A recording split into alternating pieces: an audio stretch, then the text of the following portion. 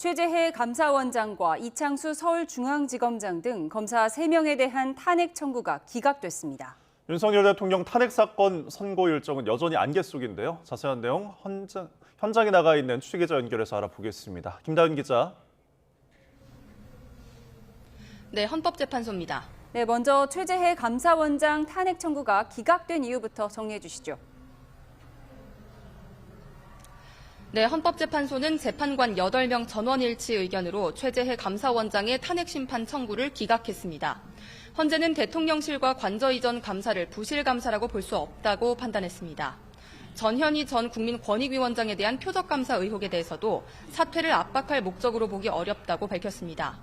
다만 이미선, 정정미, 정계선 재판관은 최 원장이 훈령을 개정해 한덕수 국무총리에게 감사 청구권을 부여한 행위는 관련법을 어긴 것은 맞지만 파면할 정도로 중대하지는 않다는 별개의 의견을 남겼습니다.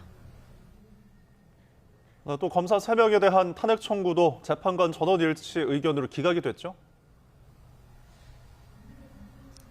네, 이창수 서울중앙지검장과 조상원 4차장 검사, 최재훈 반부패 수사 2부장에 대한 탄핵 심판 청구가 모두 기각됐습니다.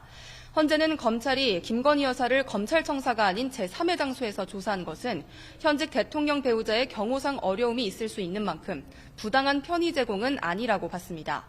또 불기소 처분 당시 배포된 보도자료에 허위 사실이 기재됐다거나 기자 브리핑에서 허위 발언을 했다는 국회 측 주장 역시 받아들이지 않았습니다. 다만 헌재는 검찰이 증거 수집을 위해 적절히 수사하거나 지휘 감독했는지는 의문이라고 말했는데요. 그래도 시세 조종이 일어나고 상당한 기간이 지난 뒤였던 만큼 추가 수사로도 별다른 증거를 수집할 가능성이 없다고 판단했을 가능성이 있다며 재량권 남용이 아니라고 봤습니다. 네, 가장 관심인 윤 대통령 사건의 선고는 이번 주에 어려울 전망이죠. 네, 맞습니다. 전직 대통령들 사례를 고려했을 때 내일, 그러니까 금요일 선고가 유력하게 점쳐졌는데요. 그런데 오늘 감사원장과 검사들 탄핵 사건 선고 기일이 잡히면서 대통령 사건 선고는 다음 주로 넘어갈 거란 분석이 많아졌습니다. 헌재가 탄핵 심판 선고를 이틀 연속으로 하지 않을 거라는 이유 때문입니다.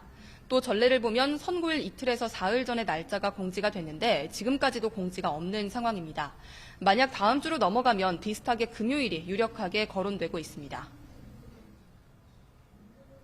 네, 끝으로 헌재 인근의 집회 상황도 정리해 주시죠.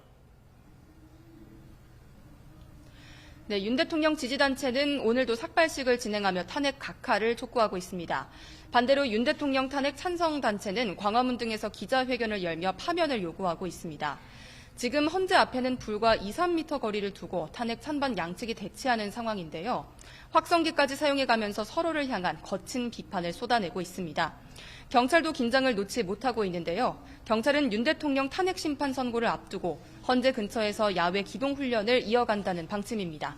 지금까지 헌법재판소에서 전해드렸습니다.